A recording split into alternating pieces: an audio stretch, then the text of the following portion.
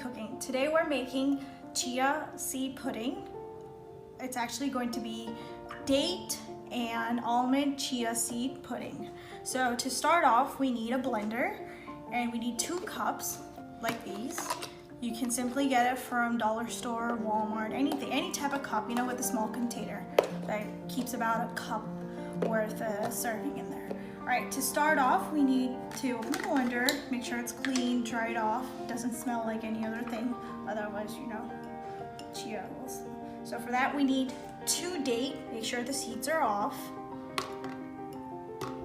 and we need 2 cups of milk. This is lactate 2%, calcium enriched milk, but you can use any type of milk, soya, almond, regular, vitamin D, whatever your preference is. All right, we're gonna put it in. This is 2 cups, that's gonna make about 2 cups of serving, or maybe 3, depending on how much you like. All right.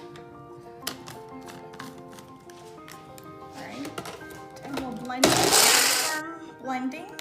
And before we open, let's put our 2 cups here. We'll put the divided amount in each. Don't worry about the mess. It's bound to happen.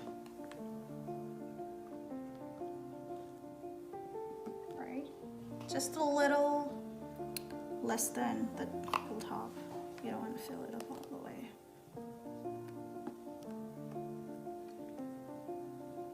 Or maybe we can. That's fine. You know, we have little good chunks of dates in between. You don't want to leave that. That's the good part. So we'll just put it back inside this one and the remaining over here.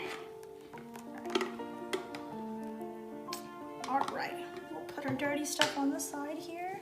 We'll take about a tablespoon of chia seed in each. All right, we'll take a spoon, teaspoon, anything, just stir it over. Just make sure all your chia seed is inside your liquid, or that the liquid is covering all the chia seeds. We'll do the same thing with the other one.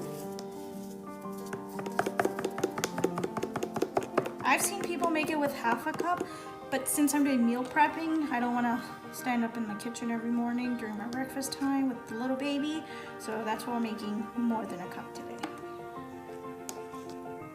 All right, I think that's enough, and we'll put that aside. We'll simply cover it up and put this in the fridge for about 10 to 15 minutes. We'll let it set in the cold fridge. Pause. Hi, so for those who don't like date chia seed pudding, you can make the plain chia seed pudding. For that, you need a cup and a cup of milk. Put this in. And you need a tablespoon of chia seed.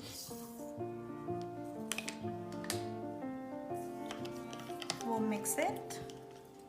And since this is plain, and then you can add any type of toppings you like while you're having the chia seeds sit still in your milk.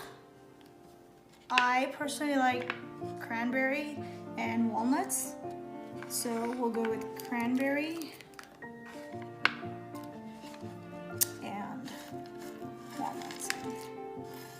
You can leave some for the topping as a decoration, that's fine as well, but we can chop more later after 10-15 minutes, or you can just put up a tea like this, you know.